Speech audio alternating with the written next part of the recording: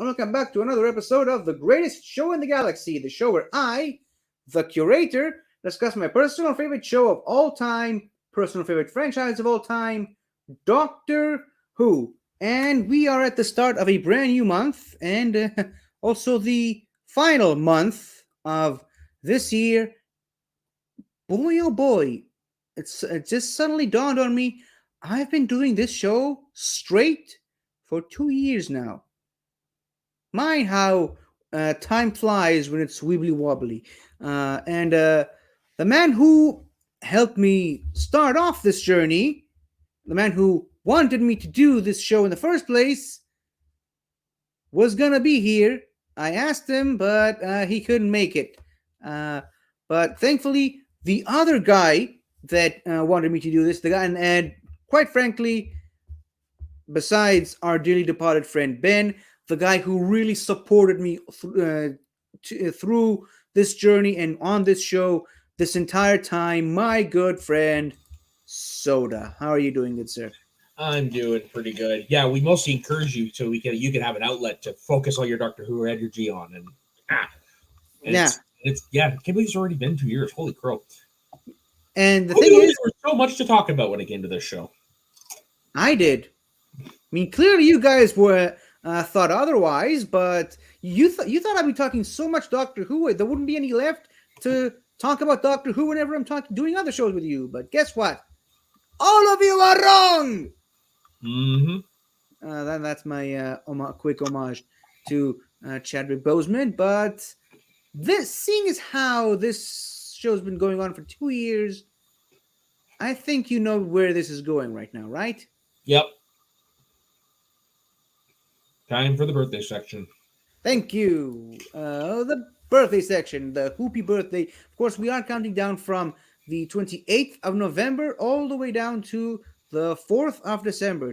Did you know there is no 31 of the November? I keep forgetting which months have a 31 and which ones don't. They basically alternate. So Sure. So December clearly has 31 days in it, so November would have 30. October has 31 days because Halloween is the 31st. There's no 31 in September, but there is in August. Really? Mm-hmm. Interesting. So, on the 28th, I'm pretty sure you're familiar with this person. Do you know who's got a birthday on 28th? No. You're right, I probably do know who it is, but... Karen Gillan. Yes. I just thought you might have seen it on Facebook or something because people do like to post birthdays on Facebook. That's how I started this segment on the show in the first place. But yeah, of course. Okay. What? Yeah, so it's their fault. Of course, she played Amy Pond in the Matt Smith era of Doctor Who. Of course, she first appeared in Fires of Pompeii. You know what? I think it's fair to say that she's the companion that had the most success post Doctor Who out of all the companions. Yeah, 100%. I mean, she was in $2 billion movies with The Rock. She's in the MCU. Yeah. She recently got a new job on The Simpsons. She's been as Scotty's girlfriend. She's actually doing a show with Hugh Bonneville over for, I can't remember if it's for BBC or ITV or something like that. That's coming up soon. So, yeah, I mean, I think out of all the Doctor Who companions, she's by far the most successful post-Doctor Who career. Trying to think who would be the second. Probably Catherine Tate. She was on The Office. Yeah, probably Catherine Tate. I think Fraser Hines did pretty well for himself after Doctor Who. And, she was already famous before, but Alex Kingston. Yeah, true that. Oh, yeah. And someone whose career kind of faltered after Doctor Who, but he still remained a very successful man in his own right. And the Doctor Who themed song was played during his funeral on the 29th. Michael Craze, who of course played the companion Ben Jackson in the Hartnell/Troughton era. First, one of two companions who were the first ever to witness the Doctor regenerating. on the 29th as well, we have someone who only appeared in one episode, but again, her career skyrocketed afterwards. Gemma Chan, who was There's a lot also of one-offs. Like there's a now lot of one-off bit players that did like a supporting role that went on to great things. it just goes to show you that Doctor Who is a breeding ground for greatness. And Gemma Chan is, of course, one of them, and several people on the 29th, apparently. Also, Naoko Mori, who, of course, first appeared in Aliens in London as a brief cameo, but she would later not recast because it was technically the same character, but she resurfaced in Torchwood as the character Toshiko Sato in the first 3 seasons of the show. First 2 seasons of the show. Yeah, Sorry, my bad. the first two main ones because after that they went to like those specials. No, they did the seasonal arc thing. Right. And on the 30th, we have John Bishop, who, of course, played the most recent companion, not including the specials, of Dan Lewis, all throughout the last season of Jodie Whittaker as the Doctor, plus the 3 specials as well. And also on the 30th, I promise you, I only kept him on the list because I knew you'd be here. Dean Lennox Kelly, William Shakespeare himself. Yes, describe himself. The Bard. Yeah, the scribe. He's also a scribe. All right. And speaking of the seasonal arcs of Torchwood, on the 1st of December, we have the producer and I believe also showrunner of that last season, also known as the season we do not talk about, Abramo Kelly Maneri. Sorry if I mispronounced the name. You know, I'm terrible with names. I probably butchered that one. But here's a name I actually do know pretty well how to pronounce. Also on the first, Deep Roy. Of course, you probably recognize him as the Oompa Loompa from the Tim Burton Charlie and the Chocolate Factory. He also got done a lot of other stuff. He's been on Star Trek. He's been on Star Wars as well. Basically, any memorable role by a little person that's not Kenny Baker or Warwick Davis is this guy. Yep.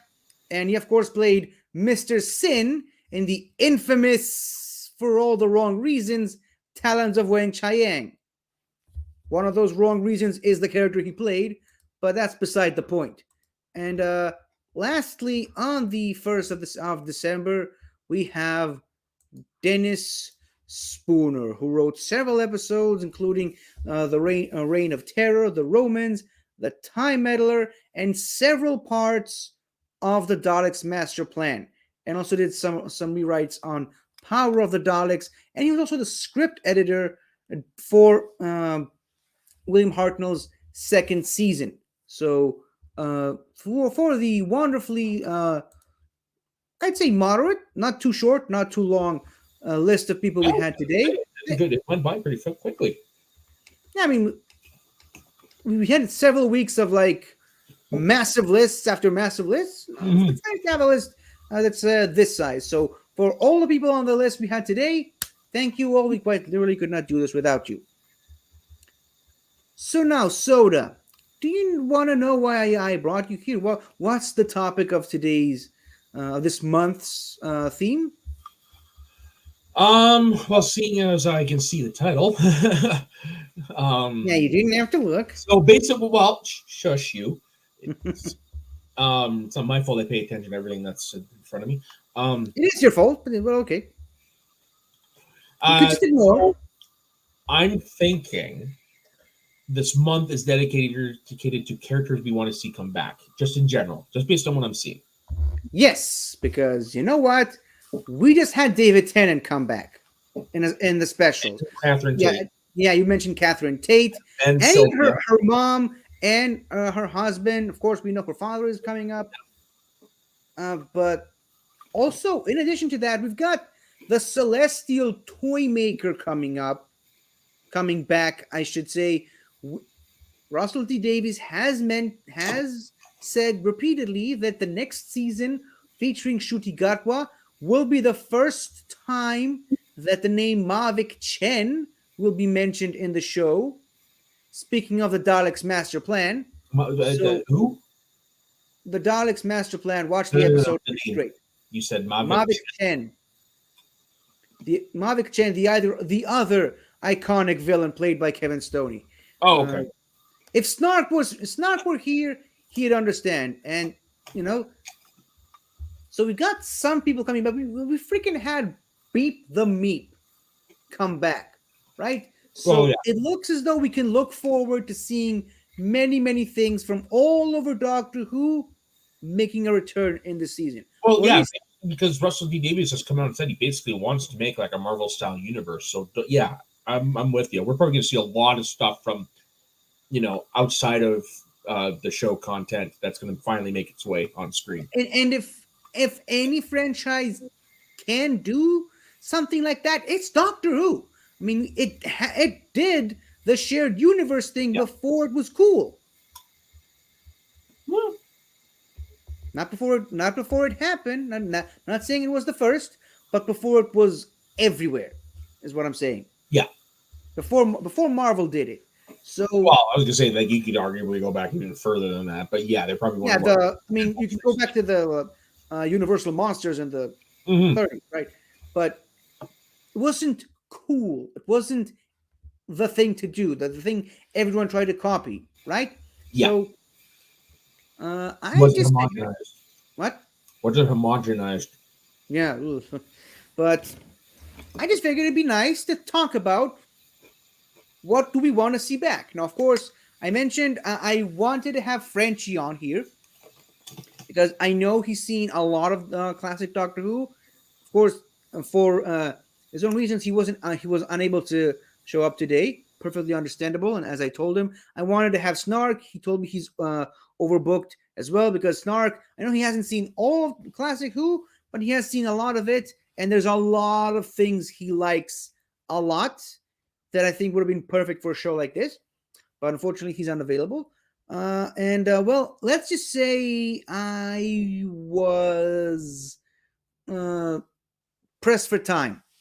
And I have no life, so basically I was already at home anyways. Well, it's not that you have no life. I just happen to know that you're free on Sundays. Yeah, pretty much. So it's my one consistent day off. What? It's my one consistent day off. At least you have one. But so in my attempt to at least include Frenchie and Snark in today's episode, I reached out to them and said if they could just give me a list of who they want to see come back in the show. Frenchie, I don't think understood the assignment as much. Not surprised. But thankfully Snark did, and Snark sent me a list. So the format I was going to do is I just have my host give their list, my guest give their list, and me, the host, give my list, and we can just talk about it and compare the list and whatnot. But since you're probably not familiar with most of the stuff here, I'm just going to explain what they are, and do you tell me what you think about them, and do you think it's likely we'll see them again? And thankfully, like I said, Snark sent me a list, so you're going to see mostly my list, but we're also going to see some stuff from Snark's list as well. And I can see you're looking it up in the brands. Well, I'm just curious to see how many there were. That's all. Again, why are you going to spoil things for yourself all the time? Dude, do you not realize that because I know so little Classic Who, just by looking at a picture, I know jack shit. I don't know anything. Yeah, but you're still looking up how many. That's still spoiling. Oh, brother. All right, proceed. All right. Now, a reminder, this isn't just villains we want to see come back. This isn't just, companions we want to see come back. Obviously, we had Tegan and Ace come back in Power of the Doctor. We know for a fact Mel is coming back in Ncuti Gatwa's next season. Ian Chesterton himself came back. Yep. And of course, Joe Grant. Sarah Jane. I mean, Sarah Jane's been gone for a while. But I mean, she was the first to come back. She was The the first, first. yeah. But I mean, uh, Clearly, we can't I'm now. talking recently. I'm talking Oh, recently. okay. Sorry. Okay, sorry. So yeah, we know the toy maker's coming back. We know Mel is coming back. So I just figured we just do characters, or it could be characters, it can be companions, it could be monsters, villains, concepts, planets, anything you can think of, and this is what I came up with. And of course, the first one I think is pretty much the obvious. Even though I'm not the biggest fan of the character, I think it's something that deserves to be revisited in Doctor Who. And it's, of course, Susan Foreman, the Doctor's granddaughter. Of course, we did see it. She did, as this picture confirms, she came back in the Five Doctors. She came back in Dimensions in Time, even though we don't talk about that one. And she was also had a brief cameo as a picture on Pierre Capaldi's desk in his office in his final season. But I think the character of Susan is something that needs to be revisited. Obviously, she's been revisited on Big Finish, and it was in a great way, in my opinion. But overall, the way the character's storyline ended was like her being left behind, and the Doctor saying that he'll come back one day. Obviously, we know the Doctor lies. I mean, it's no Yeah. surprise there. But I think because of the way that storyline ended, I think it's something that is worth revisiting. Well, what do you think Well, about this? I don't think there's going to be a lot that I will say, like personally, will say should be worth revisiting, but definitely she does, just because she essentially is the first companion. She did technically start before the series. Like she is still around, so you can easily do When it. you first meet the Doctor, she's already traveling with him. Yeah, and I mean, like, there's definitely certain things you could go. Like, I could love to see her give him shit, and then give him even more shit for looking younger than she does. Yeah. Right? Like, there's so many possibilities, but she's definitely one of those characters that I think fans in general would love to see back. Mm-hmm. Especially all fans of the old classics. And of course, on Big Finish, they also introduced the idea that she had a son, which is the Doctor's great grandson. So obviously, spoilers, he died on Big Finish, but that's still another avenue that they could explore if they so choose with this character on the show. Now, the next thing that I want to see come back is we're getting into that territory that you know nothing about, but just something in general. It's the planet Marinus. Now, this is not the first planet, this first alien planet we see on the show. Of course, that honor belongs to Skaro, but this is, I believe, the second planet we do see, and it's a very interesting story. It's called the Keys of Marinus. There's like a special device that can control everyone on the planet, and it was too dangerous for one person to handle, so they just locked it with these 6 keys and scattered the keys all around the planet. And someone is threatening to find the keys and reactivate the device, so the Doctor and friends have to help this guy Arbitan, who's the keeper of the keys, to find all 6 keys and destroy them before they can be used for bad. Sounds like the plot of a video game.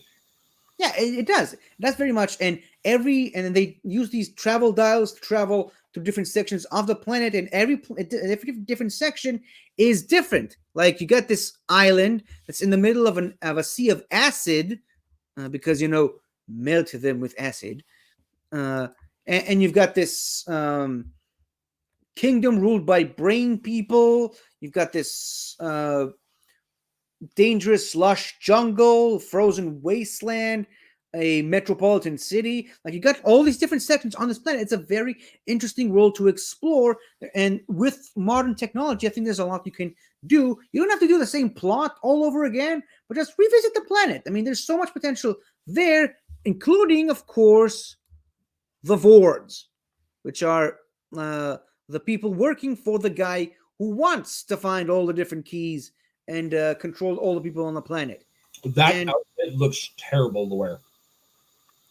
yeah, because it's kind of like a diver suit, because they Uh-huh. try to swim, and the sea of acid, so they need something to protect themselves. I think you get the idea.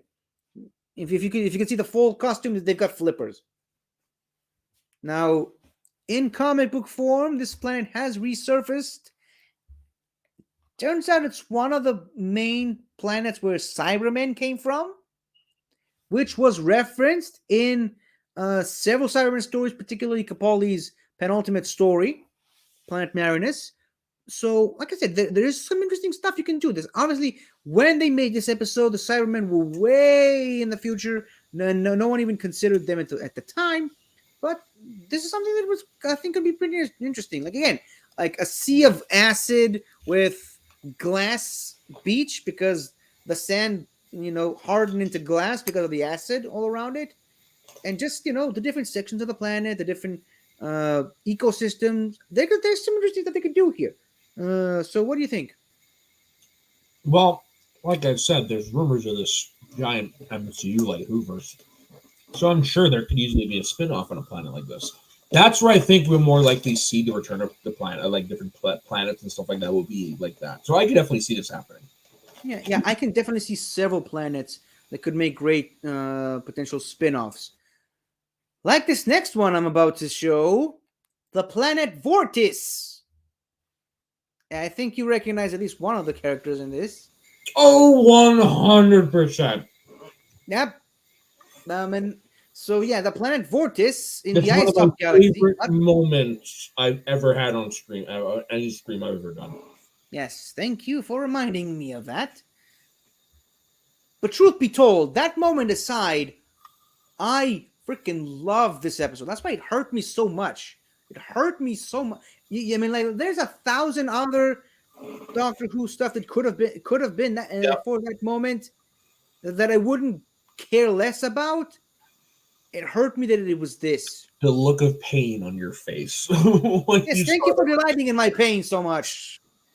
But what can I say? It was great. I wish I still had the clip on my computer. I still have it. I can send it to you. But of course you do. My greatest shame. Hold on. I think. Let me see if I still wasn't really planning on doing this. But nope, I guess I don't have it. Give me a second. Let me check my other folder. There we go. So as it's processing, probably should have prepared for this sooner, but this was me at that moment. I have failed, self-destruct, I have failed, destruct, I have failed, destruct,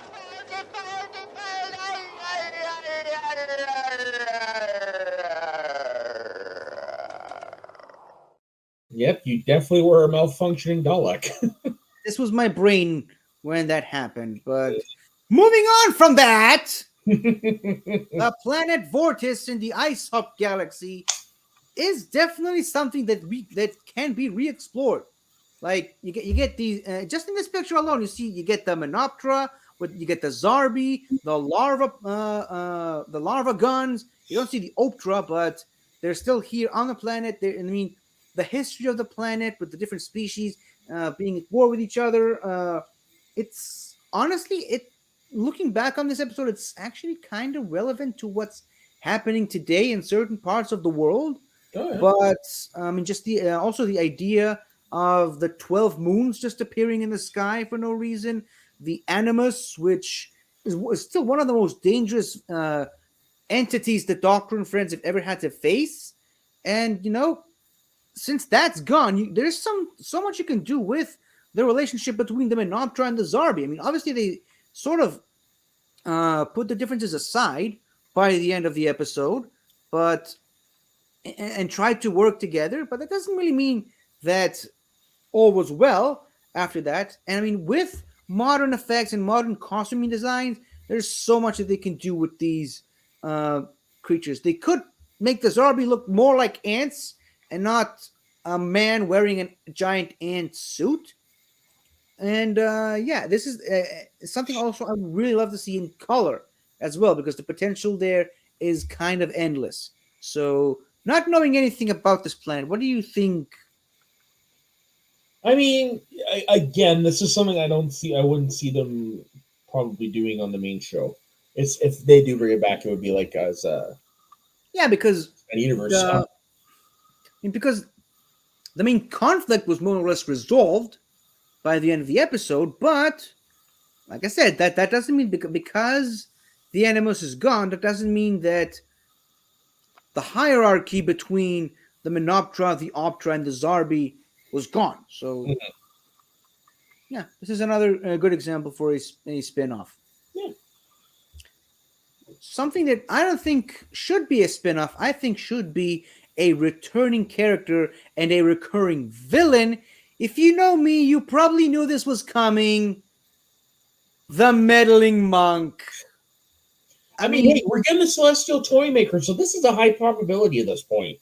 Yes, I mean the fact that they didn't reuse this character after the Daleks' master plan is shocking to me. Why not use this guy? He was the master before the master was a thing. So he was the prototype, basically. Yeah, he is the first renegade Time Lord we see other than the Doctor and Susan. Before we even know what Time Lords are, before they even got a name, it's the first guy who owns a TARDIS other than the Doctor. And I mean, the potential is endless. And it's a TARDIS that the communion circuit works. So it could hide anywhere. And again, he's a Time Lord, so he could regenerate. We have seen several different versions of the monk already, both on the show and on Big Finish. My favorite, of course, is the Rufus Hound version on Big Finish. But yeah, he also regenerated into a woman and became the nun on Big Finish. Yeah, so they already did that with this character. They already did the big shark jumping moment that they did with Missy and with Jodie Whittaker's Doctor. So again, there's so much that you can do with this character. And obviously, again, he doesn't even necessarily call himself the monk. That's just the name that the fandom gave him. But it's and the fact he kind of resents it most of the time. Well, I mean, yeah. So, yeah. No, you know nothing about this character. No, I'm with you, but like I said, because like now we're getting this the Celestial Toy Maker. This is one of those characters that makes sense to bring back. An extremely irritating,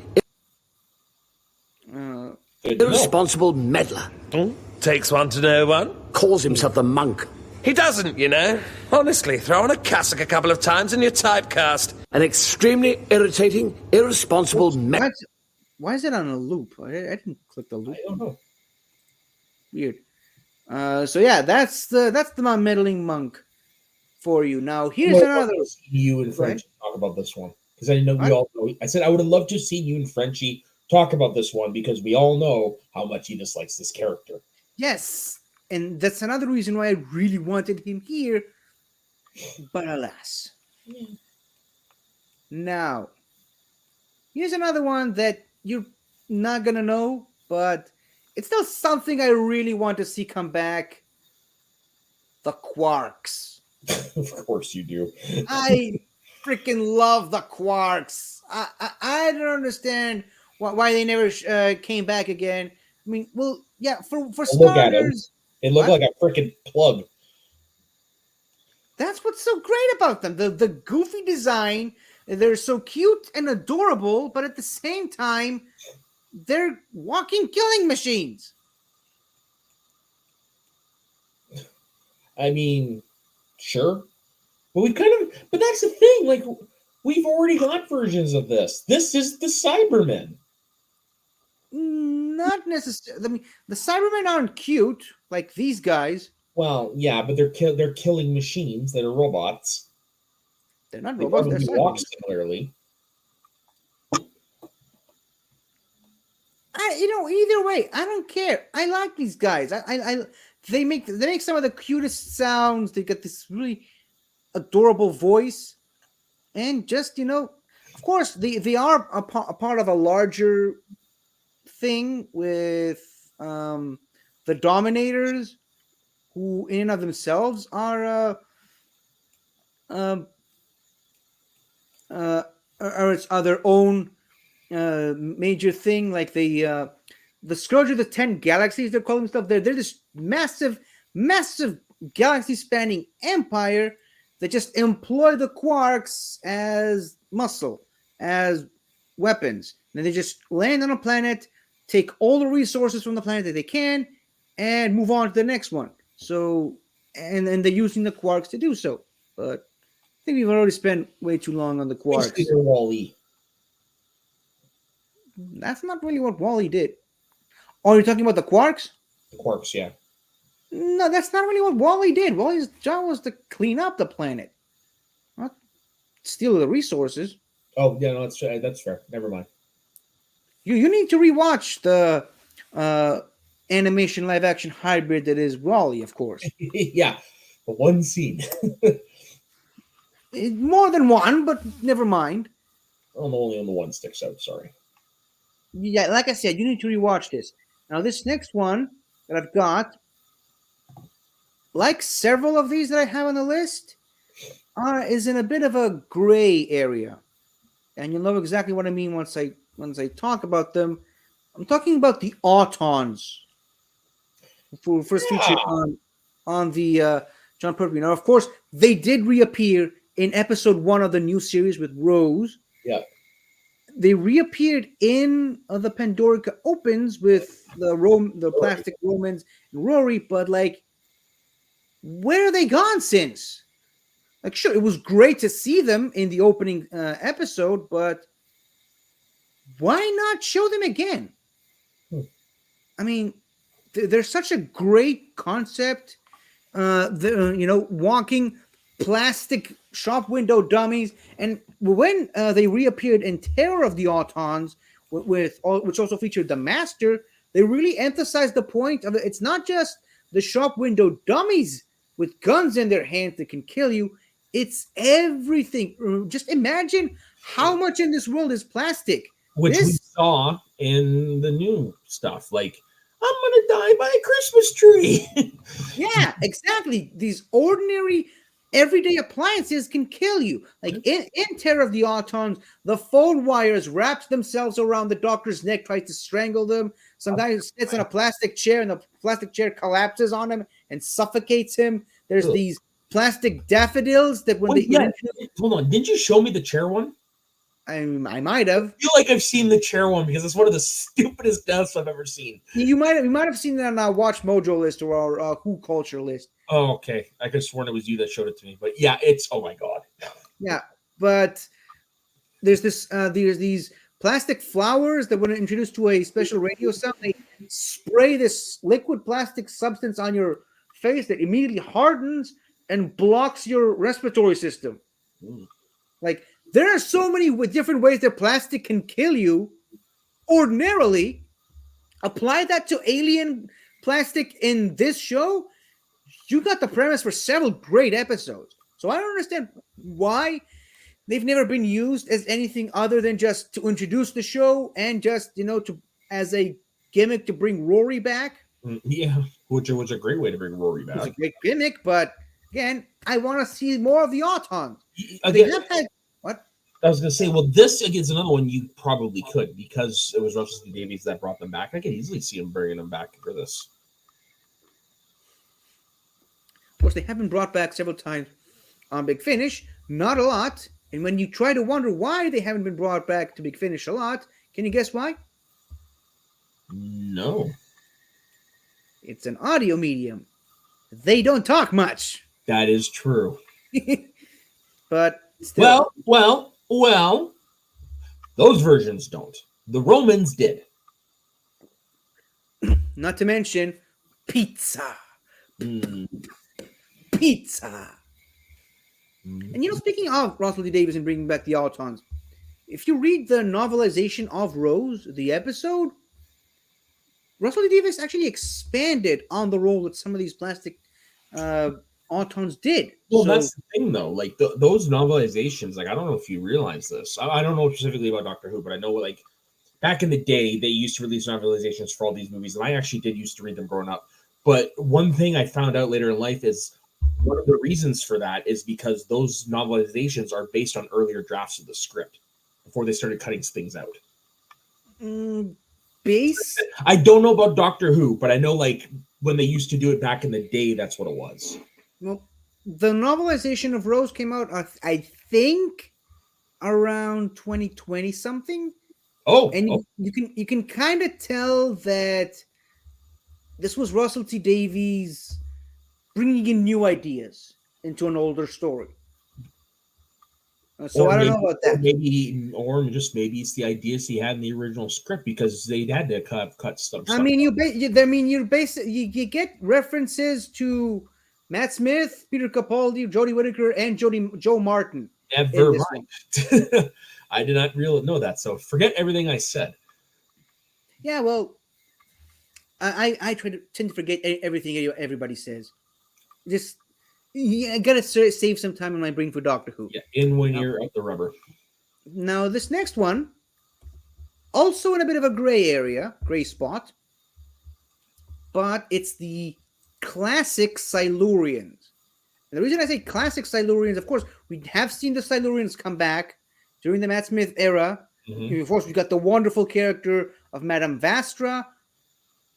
But I think you and I both know I have some strong ideas about the design. You do like this. I'm not the biggest fan. You like the design that more resembles the creature from the Black Lagoon. Yeah, and just take this design. Imagine this with modern updated effects and costume making. And you can keep the third eye thing that they use as a weapon. Like this, I think. What? The glowy thing? Yeah, it's a third eye. And there's several moments in this episode before you see the creature itself where you see like a point of view camera. You see three eyes, and one of the top one is red-ish because of that's the weapon thing. That's something cool they do with Doctor Who several times. Where they give you a point of view from the creature's design, from the creature's perspective. But if the creature has multiple eyes, you see multiple eyes. Like there's the creature from the Seventh Doctor's first episode where it's got one big eye at the front of his face, two on the side of his face, and one at the back. Yeah. And you get to see like a point of view with four cameras from all four of those angles where the eyes would be. All at once? Cool. All at once, yeah. Oh, that's just something that make me motion sick. It's very psychedelic, I'll admit, but it kind of helps you visualize what this creature is seeing. Now I know what episode I'm going to watch the first time I try mushrooms. That would be an interesting episode to watch on mushrooms, but just based on that visual alone, oh my lord! But what do you think is the likelihood of us seeing the Silurian again? We know they have underground tunnels in the episode. They got dinosaurs living there, even though dinosaurs lived millions of years before this. Where the Silurians did live. Before I clarify my thoughts, just one question. So this evolved into Vastra? I mean, it's mentioned that it's a different branch of the species. Okay, so that okay, there you go. So if they bring them back, they're not going to retcon that. So I wouldn't be surprised if they do. This is more like an aquamarine type thing, like underwater. I mean, there already is now the aquamarine type thing, which is the sea devils, which did came back. And this also brings me back to my point. I mean, they later introduced the sea devils, which these guys are like the underground tunnels version of the species. The sea devils, relatively the same species, but they live underwater. All right, which was also introduced in the John Pertwee era. But the difference is the sea devils came back in the Jodie Whittaker penultimate episode, and they looked almost exactly like they did back in the John Pertwee era. Just, modern, updated effects. Mm-hmm. They can do the same thing for the Silurians, I think. Yeah, and make them one of the other branches of the species. Yeah. I mean, I have this minor fan theory that Vastra and all the Silurians that look like Vastra are what these guys would look like if they continue to evolve. And obviously, there was a Big Finish episode for the Paternoster gang with the features Madame Vastra interacting with these classic-looking Silurians. and they're talking about the differences between the species. So this is definitely something they could try to do. Yeah, definitely. And like, I mean, there's definitely some like civil rights stuff. Like we know Doctor Who likes to go for the messages. There's usually some civil rights stuff you could do if you bring them back too. So Yeah, we're all the same species, and again, the civil rights thing is also significant with every time the Silurians show up because Earth is their planet too. So there was a struggle of who came first on this planet, and why can't both species live on the same planet in peace with each other? Very relevant. Something that's happening today, right now. So now this next one, we're getting the first thing that Snark wants to see back again. oh Are you ready for this? yeah, of course. The axons. The who? The what now? The axons. The Okay. full bodysuit, gold spray painted golf ball eyes. The People. Okay, do you explain who these people are, please? Okay, so Axos himself is a living organism that can become other things, and like the entire spaceship that they arrive in is Axos. The entire like organism is the spaceship, and all these people are sort of aspects or avatars of the creature, and they land on Earth. They give the Doctor and the unit guys an element called Axonite, which can essentially solve the world hunger problems. Because Ooh. again, it was the 70s, so they wanted to be relevant. Yep. And in exchange for allowing them to live there. Little did they know that the Axons have an alternate form. Yeah. This form. It looks like Swamp Thing without the green. Fun fact, they actually reused this monster design for the Crinoids in Tom Baker's era, and they just spray painted it green. Okay, then. That's the only difference they did.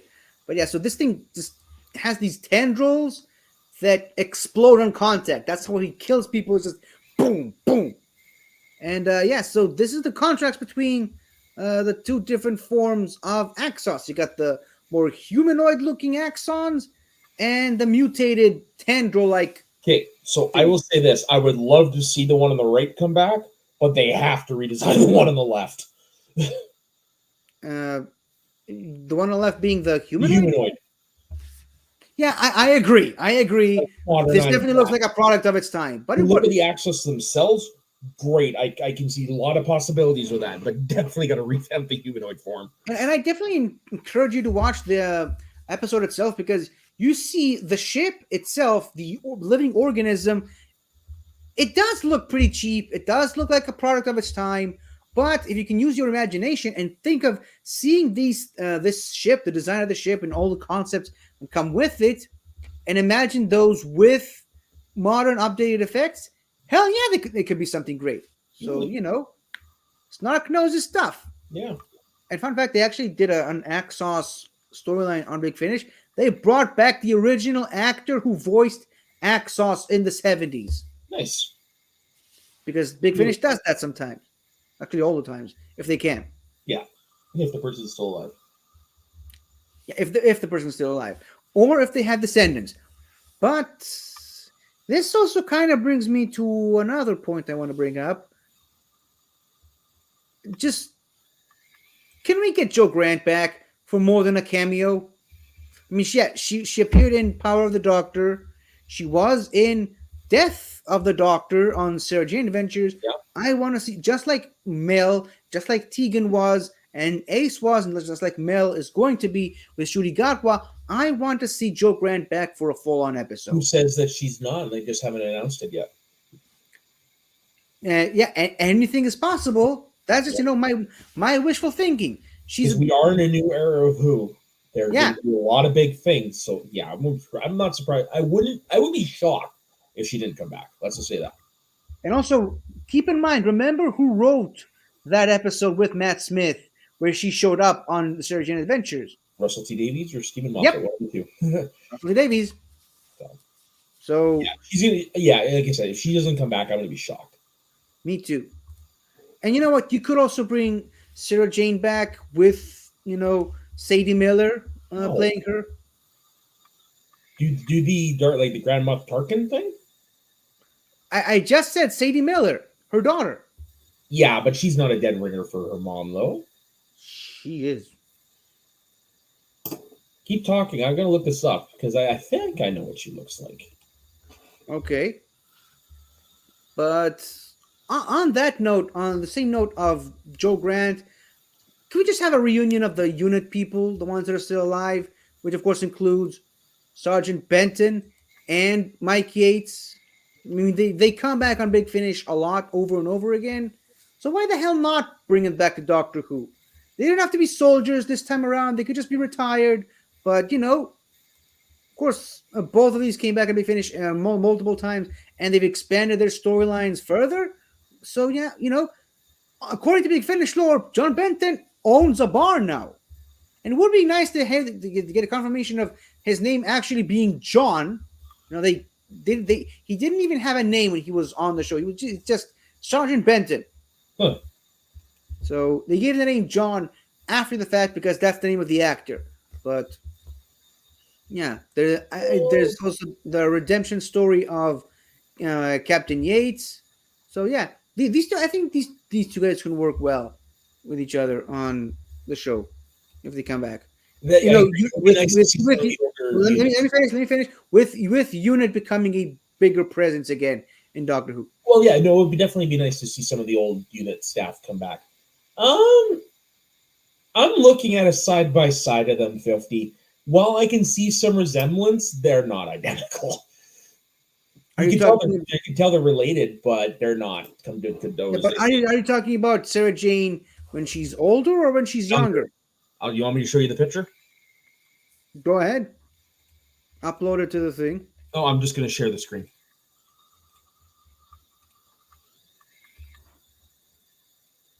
Well, I mean, that's just one picture, man. Look at the one right next to it. That one? Yeah, where both of them are. The chin. That's the only thing. Like, that's the thing. Like, I can only see the chin and maybe the eyes. That's it. I mean, I'm seeing a lot more than just the chin, but maybe. But like, whatever. Yeah, that's just me. Getting sidetracked a bit. Like we always do.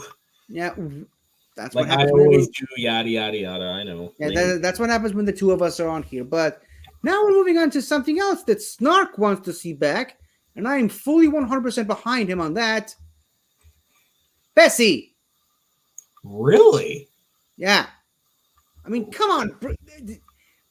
Okay. There is no justification for not showing Bessie again. Now let me ask you, this Bessie, or would you see a modern update of Bessie? There is only one Bessie, and it's this one. Just double checking. I mean, they brought Bessie back 4 to 5 Doctors. They brought Bessie back for Battlefield. They brought Bessie back for Dimensions in Time. There is no justification for not bringing back Bessie. It's not an actor that ages out. It's a car. I could easily see that be brought back in the next special, if I'm being honest. Just based on what I'm picking up from what little I know. Yes, and according to if you look at some of the leaked not the leak, but the official footage of filming on set and whatever for the next season, you see Shuri Gatwa on a motorcycle with Melanie. Yeah. So, a unit, and it looks like it's a very unit-heavy episode. So it doesn't look like we're going to get Bessie back on that episode, but who knows? I think it's high time the Doctor's old roadster comes back. It would be kind of nice. I would love to see Tennant drive it, or Smith, but yeah. I mean, just Shuri Gatwa in it. Why not? Why the hell not? Just because I know what their Doctors are like at this point in time. So I think you can see there's more comedy involved with those two schmucks. Right. Like I said, I don't know anything about Shuri Gatwa. That's why I can't say it would be great. But I'm just saying, I mean, just the idea of the Doctor driving Bessie again. But it's just the comedic possibilities with those two. Now, the next thing I want to see come back again, it's not so much a monster, it's more a planet. That's another planet I think would be a perfect go to for a spin off Peladon. Okay. The planet Peladon and just everything around it. It's a very Game of Thrones ish type planet. I mean, there's a castle, there's Yeah, a monarchy, there's interplanetary politics.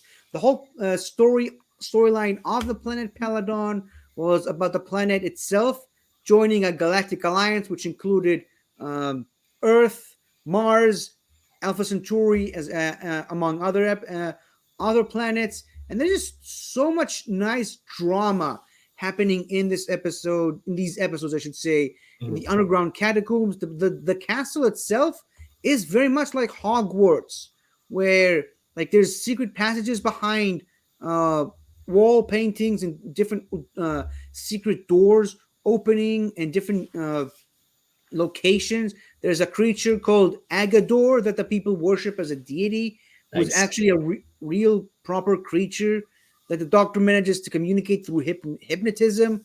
There's a lot of great stuff you can do with this episode and sorry, with this planet. And just like I said, the interplanetary politics is the main driving force behind these two episodes, what makes them so great. And look at this picture. The king of Peladon is played by Perry Troughton's son, David Troughton. So it's already in the family. Yeah, that's the one that came back at midnight. Yeah. Okay, yeah, I'd heard he did a show in the classic era. I heard he did several, but this is the major one. Yeah, he did. And of course, it would give us the excuse to reuse Alpha Centauri again. Yes, and bring him back and show people that Who has been woke since the beginning of the show. Pretty much, yeah. And which apparently, unfortunately, Soda. It's not a him; it's an it. Yeah, right. It's a hermaphroditic hexapod. Unfortunately, it is a lesson though that a lot of quote unquote Who fans had to learn in the last week. Yep. And just look. I mean, obviously, we had seen Alpha Centauri come back in Empress of Mars for a brief cameo with the same actress who was still alive. Nice. But yeah, with modern visual effects, this could look great. And something else that would look great with more modern visual effects. Look at Arcturus. Right here. The one right next to the Ice Lord. Yep. And then that's a head in a life support system. It looks like a freaking platter. Yeah, kinda. Served his head on a platter. I mean, just if you watch the episode itself, the attention to detail that went into designing this creature specifically, like, it's astounding that they thought of it back in the 70s. Yeah. Like, imagine what they can do with modern effects. Yeah, no kidding. So, yeah. Planet Peladon, from the images you've seen and everything I just said, what do you think is the likelihood of us seeing it again? Probably not. I'm going to be 100% honest. But with all the talk that's been going around lately, like there is that clip that's been being shared around lately from with Joe Grant and is it Pertwee? Which one are you talking about? The pronouns.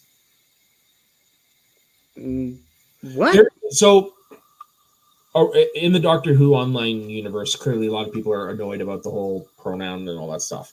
Well, there's been a clip from an episode with Alpha Centauri that's been going around where the Doctor and Joe are discussing pronoun, the Alpha's pronoun. I think they're talking about Alpha Centauri itself. Yeah, exactly. That's what I'm trying to say. With like all the talk that's been going around lately, I could see them bringing this back down the line. Yeah, cool. Of course, you could have Alpha Centauri without Planet Peladon. It's just right. Happened that Peladon was a main focal point for this character. And now we're moving into another character that Snark wanted on the list that I'm fully 100% supporting. And I'm shocked that they haven't brought this character back. Omega. Oh, yeah. One of the 3 original Time Lords, the founding fathers of Time Lord Society. I mean, they did kind of bring him back in Arc of Infinity, but that episode's, yeah, whatever. But I mean, like, it's freaking Omega. He's the one that discovered the Eye of Harmony, discovered time travel, made it possible for Time Lords, and he's a very tragic character. There's just so much you can do with this character. There's a great Big Finish episode with him, and not so great Big Finish follow up with him, but whatever. But I mean, yeah, there's so much and especially with everything they did recently with the Timeless Child and whatnot, where they showed the three founding fathers of Time Lord Society, Rasila and Omega, and the other, which is now revealed to be Tecteyun, evidently. I mean, the possibilities are endless with this character. What do you think, Sora? Well, considering, like you said, they appeared the characters pretty briefly in the Timeless Child, and we do know that Russell T Davies is not going to ignore any of that. So I could definitely see them. And based on something like spoilers, 50 hasn't, as of this recording, 50 hasn't seen Wild Blue You Dawn. didn't have to out me like that. Stop. People are more understanding than you think, 50. But anyways, there is something that happens in that episode that makes me think it is a possibility that we could be exploring more things like this tying to the Timeless Child. Yeah, and I just love everything to do with old Gallifrey, like before Gallifrey was Gallifrey, and also like exploring, like the Timeless Child, exploring the Doctor's past, exploring a young Rassilon and a young Omega, like the Big Finish episode did. I think this could be great. It can be done. And speaking of exploring stuff from the past, this is, again, not a character, not a specific monster, just an event. I want to get back to the 1,000-Year War between the Khalids and the Thals on the planet Skaro. Like, are you familiar with this? Did I talk? I know you have mentioned it, but that's about it. So this is basically the war between the Khalids and the Thals, where the Khalids, where one specific Khalid scientist in particular, named Davros, turned the Khalid people into Daleks. This is the birth of the Dalek race. Weird. Sorry to interrupt. Davros looks so weird in that older picture of the character. It doesn't look like a real head. It's not. It's a mask. Touche. What did you think? It looked like a mannequin head. I mean, it's a plastic rubber mask. What did you expect? Well, considering I've said the makeup effects I've seen over the years prior to when this episode would have come out, I probably thought they would have done some makeup, not rubber mask, if I'm being honest. All right. But the reason I'm bringing this up is because we've seen Davros come back. That is right. And this was form. And I know Russell T is kind of adamant that this is going to be the look of Davros going forward. And of course, people are upset about this. I understand both sides here. But if this is the Davros we're going to get from now on, I think it only stands to reason that we see young-ish Davros during the 1,000-Year War, before he was horribly disfigured and disabled. We could see Nider back, like seen in this picture. Obviously, Peter Miles is no longer with us, but you could see a younger Nider, or they could have the guy who was with Davros in that Children in Need special that we recently seen. We could see the Thals again as warriors this time around. And remember, it's often mentioned that the war itself went on for so long that people just forgot what the war was even about in the first place. And there was a huge mixture of technology between old and new that it was bonkers. Like they had like advanced fighter jets, and then they had people with bows and arrows all on the same side. So like, yeah, there's so much that they can do with this war. Obviously, the war has briefly been refeatured in the Capaldi season with the Magician's Apprentice. We saw the Hand Mines. I was gonna say, like, haven't we seen Scarborough City? Yeah, we did see this in the Capaldi era. Yeah. This is just one of the atrocities that came out as a result of the war, and you could see some of the other monstrous, hideous creatures that came about as part of Davros's experimentation. And oh yeah, we saw a young Davros in that Capaldi episode that I mentioned. So you've got a young Davros, and a pre-disfigurement Davros played by Julian Bleach again. There's so much that they can do with this. I think we're gonna get the best of both worlds in this scenario. I do think the next time we see Davros is gonna be like that. However, I do think we're gonna see the Davros in the wheelchair again, though. I think Russell T Davies is just playing the fans with that. Personally. Because he does that. He does that. So he likes to do that. That's what I'm saying. I could see him giving us both. The next time will be this way, but we will still later on down the line see. Like I wouldn't be surprised if we do get this young version of Davros, if we do see the 1,000 Years War or something akin to it. Yeah. And again, you don't have to just focus on the Davros period, because again, it's 1,000 years of war. Yeah. There's so much there's so much that can happen with this. And of course, it's mentioned that several of the other races on Starro went extinct because of the war between the Khalids and the Thals. The entire planet was devastated, and it's really, and I know Doctor Who writers all often like to show the effects of how devastating war is. What better way to do that than to focus on this, one of the more famous wars from Doctor Who? Yeah. Focus on what could turn maybe somebody who was good into basically how we know Davros. There's a lot of possibilities. I mean, if you listen to the I Davros series on Big Finish, which in my opinion is still the best thing Big Finish has ever produced, and that's saying something coming from me, but the dude was rotten to the core from birth, practically. So, and I don't know if it was, he was worse than Voldemort. Like, I don't know if it was the war that corrupted him. Shit. That's saying seriously, check it out. You will love it. Okay. But yeah, in that miniseries, you do see how Davros got disfigured, which is a slight contradiction to the comics explanation. But as we've seen in the Star Beast, Doctor Who continuity can go either way. So we could actually see how Davros became wheelchair bound on the TV show. Yeah, because like while those other media exist, they're not necessarily canon. Because Doctor Who doesn't have a canon. Exactly. I've been saying for years. So. And speaking of something else in the Doctor Who canon, we have Sutekh the Destroyer, last of the Osiren.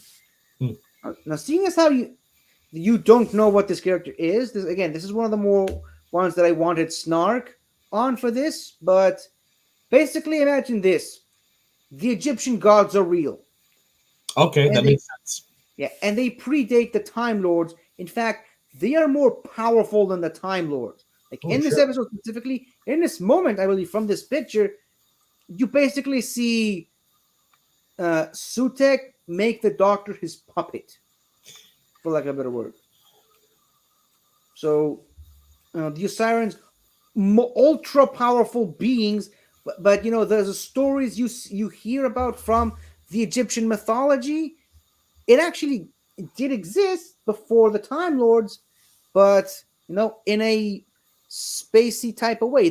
They are the ones that originated pyramids on the planet Mars. And then expanded that to Earth, because of course the pyramids were built by Martians.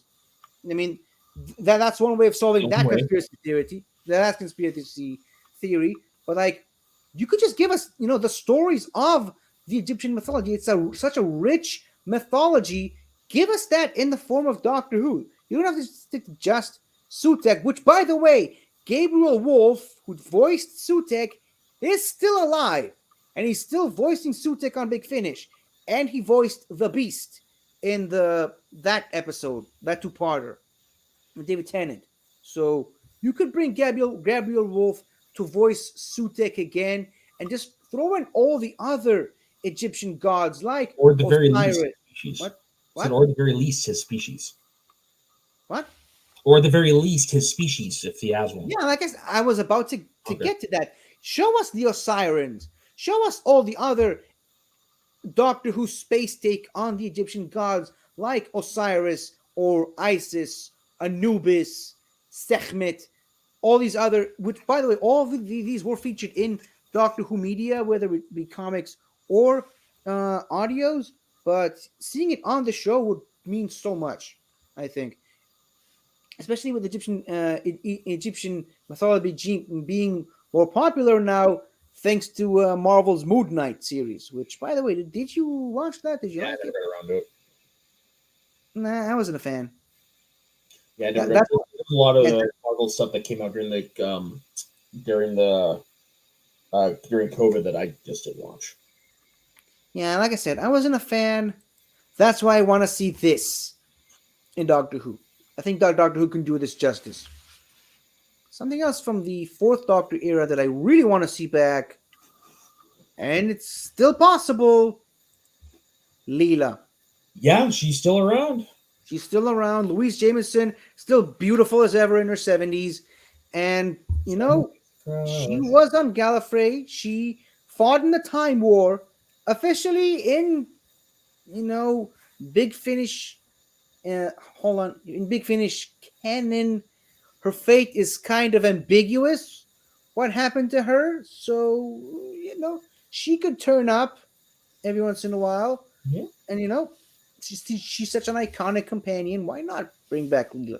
All depends if Louise Jameson wants to do it too. Of course, yeah. But, of course, they probably have to give her a significant wardrobe change, which, considering the fact that she spent so much time on Gallifrey, it makes Will sense. happen. But yeah.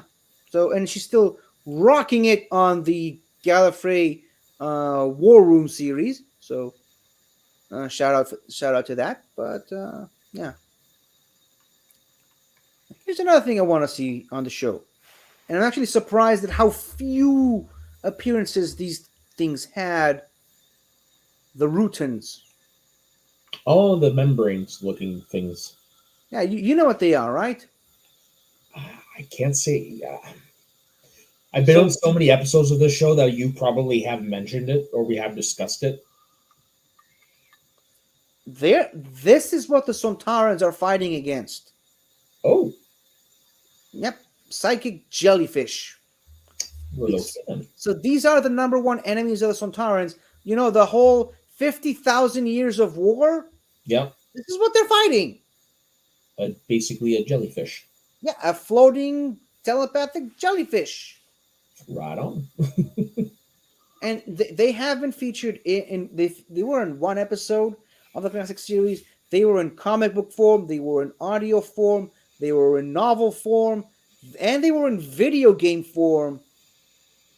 But not on the TV show since Horror of Fang Rock. So I think we get so many wonderful episodes with Sontarans, and I'm grateful for everyone we get. Sontarha. But yeah, boy. Well, why not show these guys as well? Like I don't get it. Not anything to add. I honestly, I think they would look pretty cool in a modern interpretation of it. I really do. Yeah, especially just because I want to see Strax or any Sontaran come back. Just the Sontaran, yeah. Yeah, so bring them along with it. So now we're going on to another snark thing that I completely agree with. Romana. Mm-hmm. Just bring he wants a new Romana. Of course, Romana is a time lady; she can regenerate. So just whether they could just do what Big Finish did and cast Juliet Landau as Romana 3, or just cast another actress as like a fourth Romana. What? Yeah, so yeah, why not? Because like you said, she's a time lady.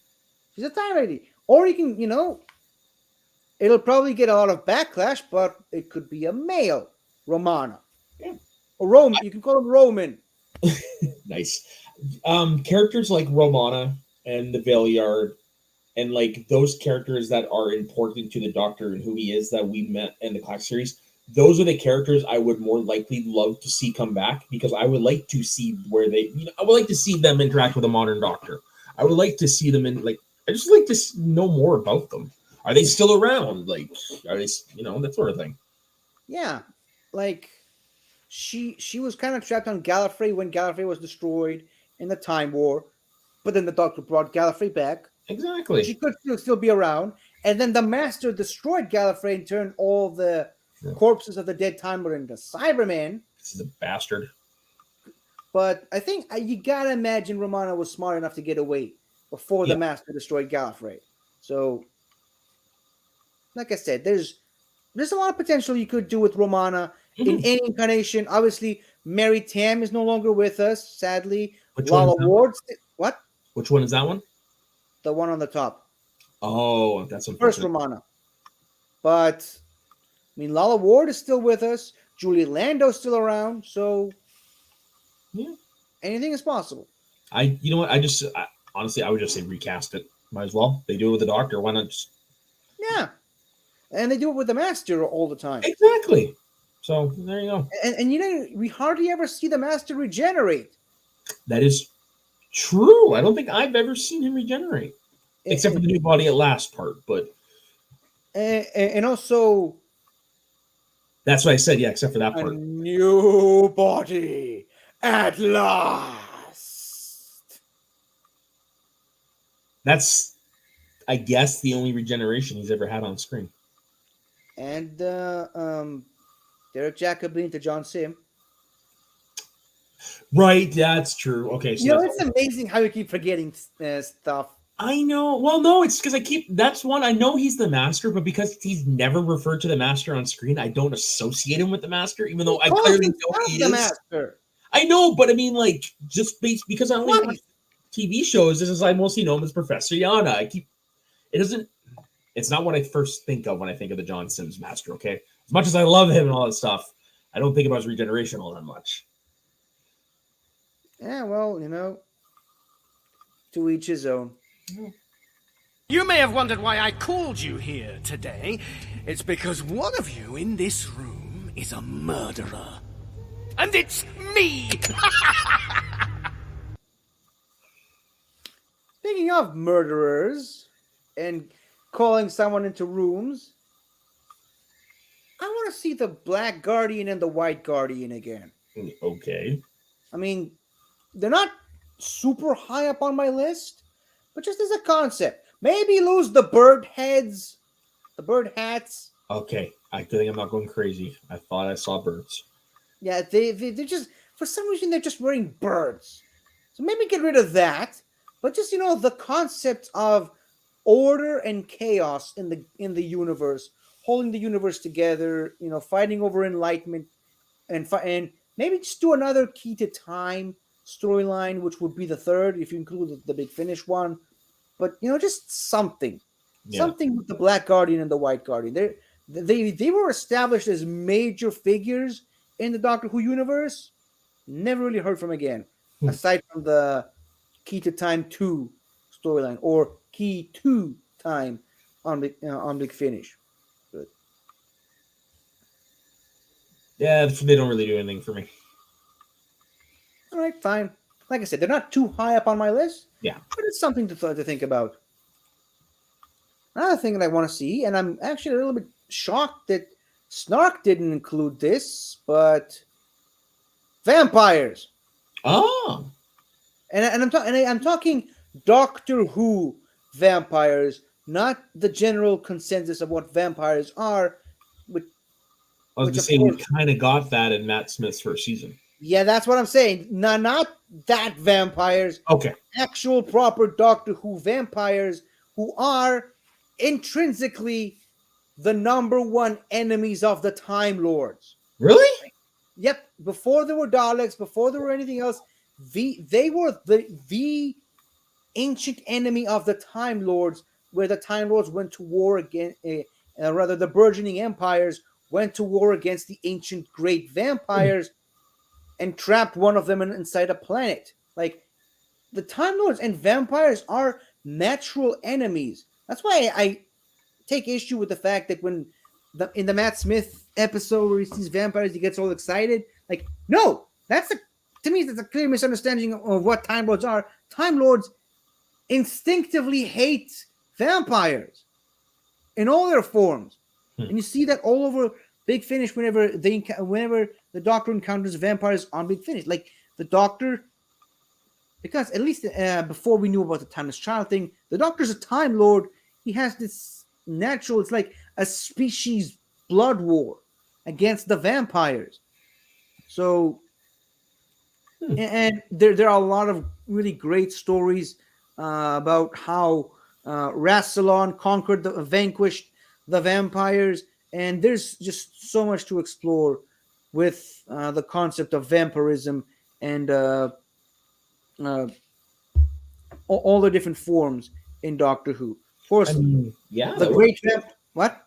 That would be interesting. Of course, the great vampire himself, you see here, Dracula, kind of dead, but you could go back into the old days of the universe, the dark times of the universe, and feature vampires as well. Another character I want to see come back as a companion, mainly because their fate is kind of left a bit ambiguous several times over. Nyssa. I like Nyssa. I like her mainly for her Big Finish appearances, but we recently did kind of see a glimpse at Nyssa in the most recent revealed trailer video short mini episode thing for season 21, I believe. You know how every time they release a full season on Blu-ray, they attach a mini story to it to promote it.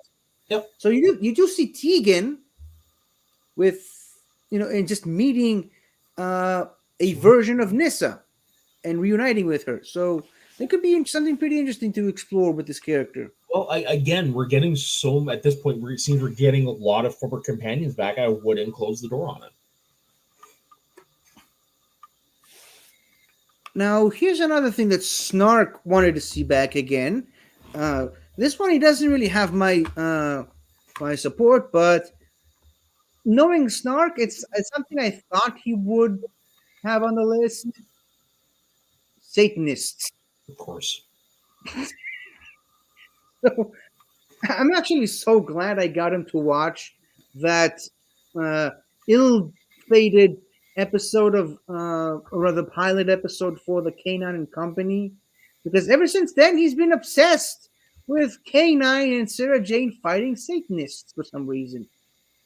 So, of course he is. And you know what? I'll read you the exact message that he sent me. He said, K9, naturally, and assorted scientists, assorted Satanists. That's what he called them, assorted Satanists. Of course, these are the cult of Hecate from this episode, but Snark just is in love with seeing Satanists in Doctor Who. I mean, naturally, he's from Winnipeg. I mean, well, you know better than I do. I don't know what Winnipegians do in their free time. No, that's just a fun bit of Canadian humor. Taking a shot at something out of town. Don't worry. I'm sorry. Is this some sort of American joke that I'm too middle? No. I'm just having. It's from one Canadian to another. I was just having some fun. Okay, cool. Now I did talk about that trailer with Tegan meeting Nyssa again. Turns out it was an illusion. It was all because what? I added the rest of the illusion quote. All right, cool. It's a good thing no one heard it because rating. But that it turns out it was all just a ploy by the Mara, which I find it pretty interesting in that trailer. It's sort of, and again, it's a trailer for a DVD release, so it shouldn't be taken too seriously. Yeah. But I guess what they're trying to say is the Mara's still hanging around. The Mara is still trapped. So please in- explain the snake to me then. The what? Please explain this snake-looking thing to me then. It's the Mara. What is the Mara? Mara is like a pen-dimensional being that lives inside people's minds and corrupts them and turns them and uses their greatest fears against them. And it corrupted Tegan during her time on the show twice. Ugh. And like really made her turn on her friend. Some of the darker moments from the Fifth Doctor era was when Tegan was overtaken by the Mara. Sounds like So you would is have it- to and- fit into the Sixth Doctor. Maybe, but it's very, very heavily tied to the Fifth Doctor. And it also came back in Big Finish, and it took over the Fifth Doctor's mind instead of Tegan. So That would suck.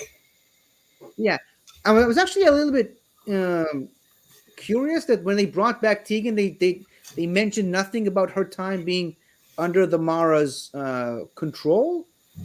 But then again, like they didn't go over, and this I suppose this is just the precedent of how TV shows were made in the 80s. They didn't really try to oversell you on the fact that one of the Doctor's companions is sometimes controlled by an alien snake creature. There. I mean, I feel like if that's those two seasons happened today in modern times, they would have leaned heavily into this storyline. It only appeared in 2 serials in 2 separate seasons, very far apart from each other. I feel like if it was done today, it would have been more like the Black Guardian plot with Turlo. But you know, it'll be interesting if Tegan shows back up again on the show. It would be interesting to feature to see that she's still struggling with the Mara, like we showed in that trailer. That actually would be kind of cool to see how they would do that with modern technology. Yeah, because very famously, the effects of the Mara is one of the shining, glaring points that people point at when they talk about the terrible-looking Doctor Who visual effects in the 80s. So, it would be nice to see an updated visual effects Mara. Thank justice for Mara. Yep. So I feel like I found it pretty odd that there's such a close proximity to Tegan appearing on the show and then Tegan appearing again on this trailer that features Nyssa and the Mara. But again, I could just be reading way too much into it. So yeah, probably. This is another one that is a very snark choice, but somehow managed to convince me to come around on it. He wants to see Chameleon again. Oh God, could you imagine Chameleon interacting with Shooty Gatwa? But I mean, he thinks that if they just use modern technology and really overhaul the design, there's some stuff that they can do with this character. Yeah. I mean, because of the circumstances of how this character was written out of the show and the nightmare that it was to operate, I dare say I don't think anyone would want to ever feature this character on the show ever again. Robotics 50 have changed so much since he was on the show. They could easily do it. But it's not about the effects. It's just the character itself on screen and off screen left such a bad taste in people's mouths. So I don't think people would warm up to, even if it was a fully functioning robot properly this time around. Like I feel like if he was on the show, what? Never say never. Hey, of course, never say never. But I feel like if he was on the show today, it would be a fully motion captured. Oh yeah, easily. Yeah. Or he's done like they did with C-3PO, which is a person in the suit. Yeah, but a full-on robot, a remote control robot as a proper character in the show, I don't think I can see it at this point. I don't think we're quite there yet. I mean, case in point, look at David Tennant as Wu Yang in Ahsoka. That was motion capture. True. And I still say he sounds like the Doctor in that series. Nah, I'm still not seeing it. But Snark just wants to be weird sometimes. So he wants to see Chameleon again. What are you gonna do? This is another one that me and Snark both agree on, and I'm pretty sure this is the last of the Snark. Sorry, my finger slipped. This is the last of the Snark choices, and of course you knew it had to be on here, right? Lord President Rassilon. Right. Bring back Timothy Dalton, you cowards. Yes, or just recast him again. It's freaking Rassilon. It could be anybody. Bring on Daniel Craig. I mean, that I feel like that's too on the nose. That would be some fun. Like I feel like if they bring back Rassilon as Daniel Craig, it's gonna feel a bit cheap. You know what? I think they went for Joe Rassilon just from the limited that I've seen of him, which is only the 2 most recent appearances.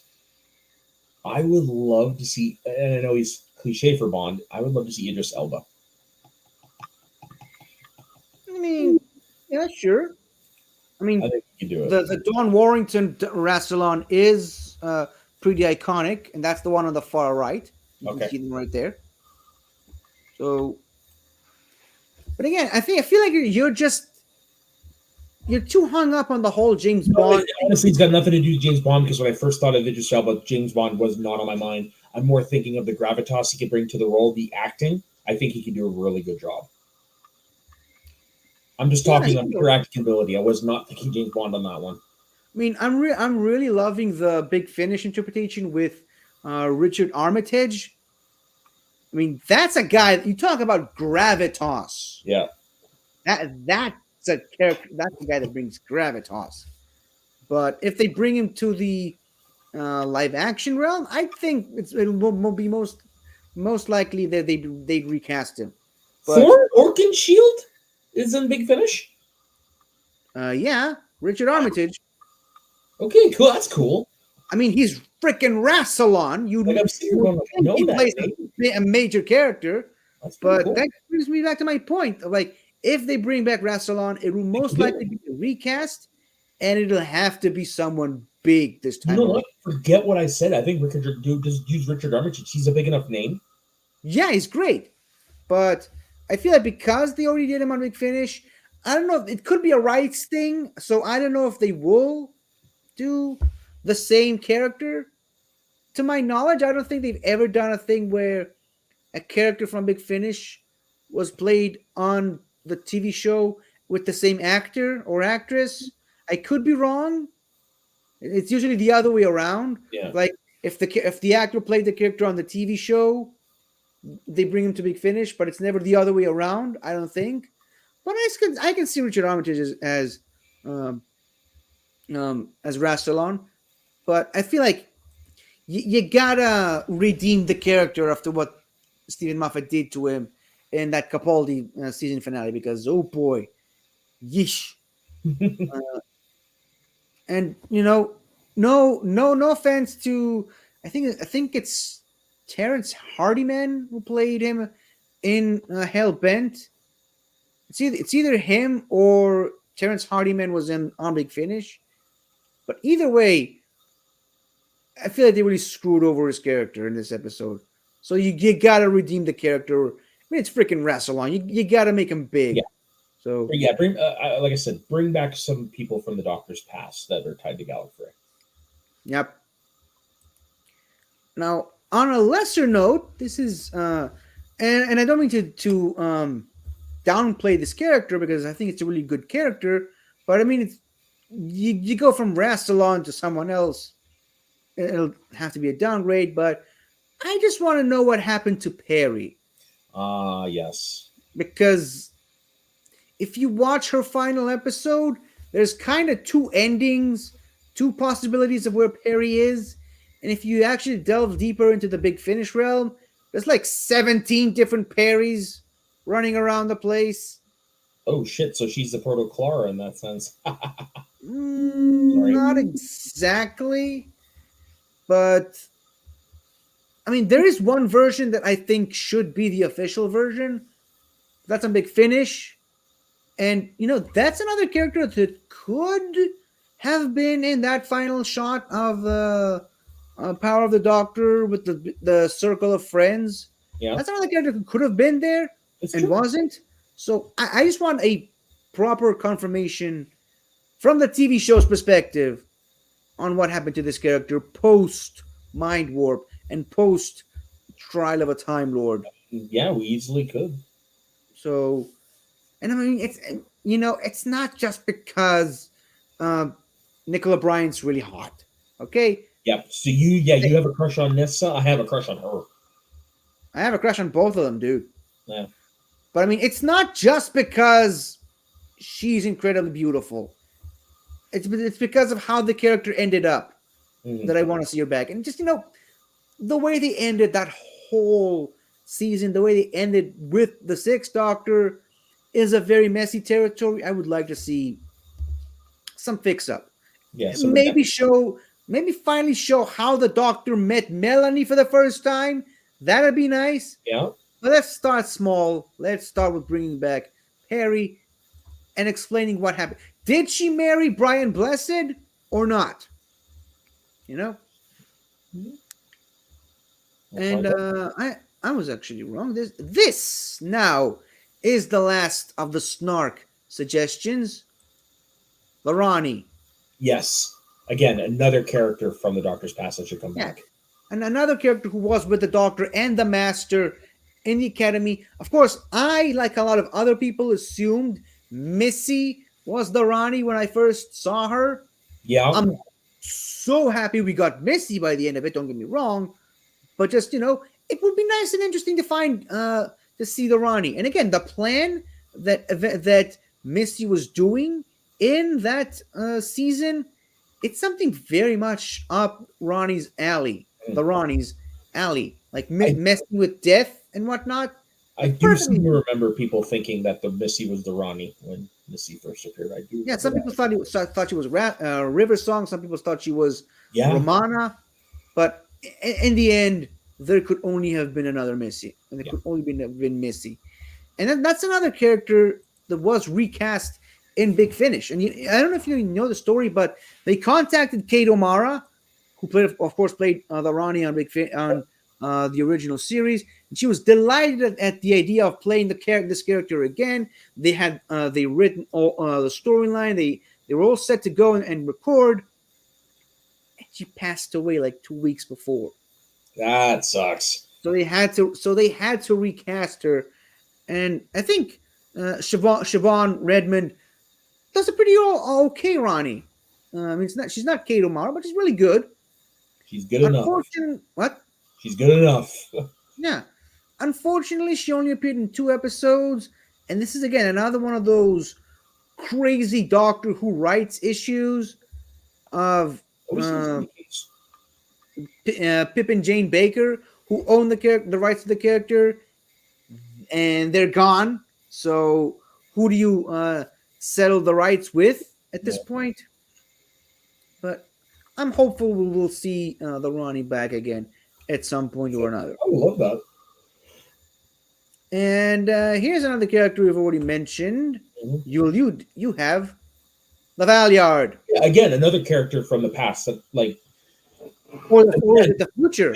There's a particular scene in this upcoming episode that you'll know what I'm talking about when I say this. Based on what happens in it, I could see things like characters like this coming back. And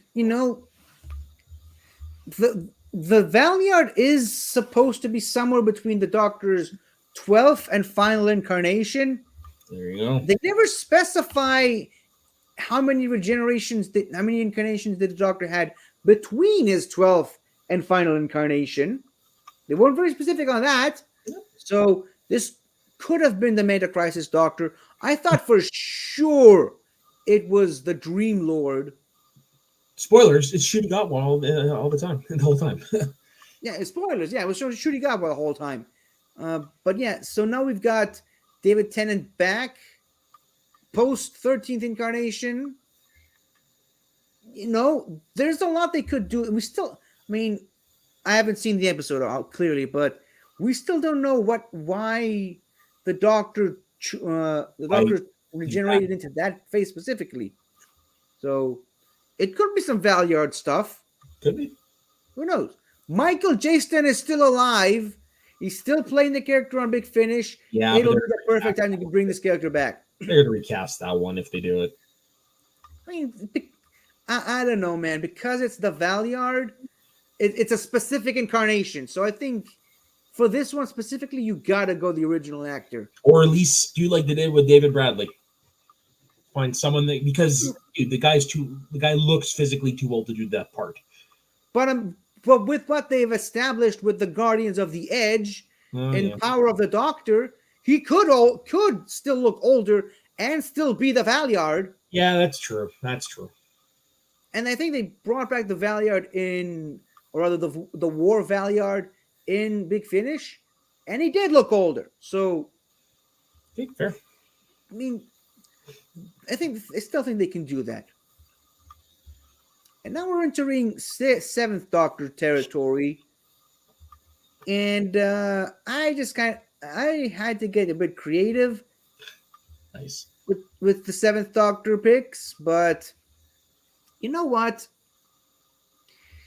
I don't care that people hate this episode because I love it, and you know that I always have, rather sometimes have, the unpopular opinions when it comes to Doctor Who. So the first character from the Seventh Doctor era that I chose to highlight is Delta, from the episode Delta and the Bannermen. Okay. Again, it's a reviled episode, and I'll never understand why. But basically, I'll give you the main premise. There's this space Hitler guy who wants to exterminate all of the Shimrons. She's a Shimron from the planet Shimra, and she's the last surviving member. She's got an egg because they don't get pregnant. Apparently, she has an egg, and like the egg is the last hope for her species. She has to raise her offspring and make sure that her offspring develops more offspring to continue the species. So she runs away to Earth and meets the Doctor in the 50s somehow. But the main thing, what mainly got me here is that she's the female of the species, right? Mm-hmm, clearly. This is what they look like. Do you want to see what the males of this species look like? I'm almost too afraid to ask. Prepare yourself. This is a male Shimron. They look like those little plastic toy soldiers. Yeah. That's why I love them so much. The little army men. The hell? Yeah. Apparently, sexual dimorphism in this species really runs deep. Apparently. Yikes. And this is the baby Shimron when it just hatched. Oh, Jesus. Now, of course, when she grew up, she looked a bit more humanoid, but that's beside the point. I don't know what it is. I just love this episode, and I never understand why people hate it so much. Well, that's the thing, though. That's the thing about things like this. It's subjective. Who cares if nobody else likes it? As long as you like it, that's the only thing that matters. Yeah. I want to see what happened to this Shimron baby. And damn it, this is your show. Yeah. Did they manage to save the species? Eventually, it's like a subplot of this human falls in love with her, and she keeps giving these vitamins to the baby to help her grow. And this guy, sensing that she's basically just trying to save her species, the natural thing he does is to take the vitamins himself and change his biology to become more Shimron-like so that they can continue to repopulate the species. So what I'm trying to say is, I want to see if this worked. I want to see if the new Shimron race survived past that point. Well, anything is possible. Another thing from the Seventh Doctor era that I want to see, well, it's more of a multiple Doctor era thing, but I want to see the Imperial Daleks again. Nice. And we did see Stephen Moffat took us on a trip down memory lane through the Dalek Movellan War. As unnecessary as that was, it did open up a bit of possibility. So I want to see more from the Dalek Civil War. Like, you got Daleks fighting Daleks. Some loyal to the Emperor, some loyal to Davros, but like, I feel like it was a very interesting concept that they very rarely did on the show. They expanded upon in novels and other media, but I just really feel like there was a lot of potential they could have done with the Imperial Daleks on the show that they never really got around to. And of course, the Dalek special weapons Dalek, was featured in the Capaldi episode, and I believe the Matt Smith episode with the Asylum of the Daleks. So apparently there's a lot of uses for that design, but I just want to see some more from this particular war, between the civil war between the Daleks and the renegade Daleks and the Imperial Daleks. Yeah. And lastly, but not leastly, just Fenric, because he's a very popular character. They did some really cool stuff with him on Big Finish, but I mean, just the idea of... So we talked earlier about the Egyptian gods are real and they're the sirens. Are you still with me? I'm still with you. I said, yeah. I remember. I said, yeah. I'm still here. So Fenric, and I can't remember what's the name of this. I think it might be called the Elders of the Universe, but yeah. So basically, the Norse gods are real. That'd be fun. And basically, what they do is they are so powerful. The universe is so tiny compared to them that all they do is just use the different species in the universe as playthings. They just like to view people. They view galaxy-spanning empires as pieces on a chessboard. So, like the actual Greek gods. Yeah, like the actual Greek gods. And, I think Fenric explains it like the galaxies are like pieces of a board game. All these galaxy-spanning empires are the pieces, and the people, the humans, are the tiny specks of dust that sometimes gather on the pieces if you don't move them too long. And guess what? The Doctor beat him in chess. So he's pissed. He's pissed. And he wants revenge on the Doctor. And you know what? By the time we see Fenric for the first time in the episode, him and the Doctor already know each other. They have a past. They have a history with each other, which never gets brought up. Which is very similar to what happened with Swarm in Jodie Whittaker's final season. But then, of course, we knew that we later find out that it was actually history that she shared with the fugitive Doctor, the Joe Martin Doctor. So, again, more stuff about the Doctor's past. And of course, we also know that the Seventh Doctor is basically Merlin, for lack of a better term. So, makes sense. There's a lot of stuff about the Doctor's past we don't know, and would be very nice to explore in this with this character. Of course, like I said, this character did appear in a Big Finish episode. There's a really cool trilogy where the TARDIS was split in two. There was a white TARDIS and a black TARDIS, which of course is then translated to the black and white chess pieces of a chessboard, a chess game. One of the companions died and came back as someone who just plays poker with gods for the rest of eternity. But that is a story for another time. From your limited knowledge of Classic Who, is there anything I missed? Is there anything you want to see back? No. And like I said, I've already made my thoughts clear. I want to see the characters that were integral to the Doctor's past come back. Me too. Yeah. But we could talk more about this next week, where you can actually properly participate, because you can tell me which characters you want to see come back.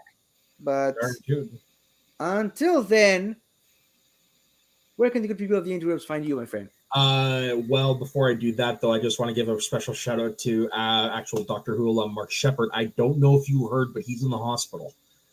Oh no, what happened? Yeah, he collapsed on his way to an appointment and had 6 heart attacks. He had a 100%. 6? He had a 100% blockage of his widowmaker. So he had 100% blockage of that valve.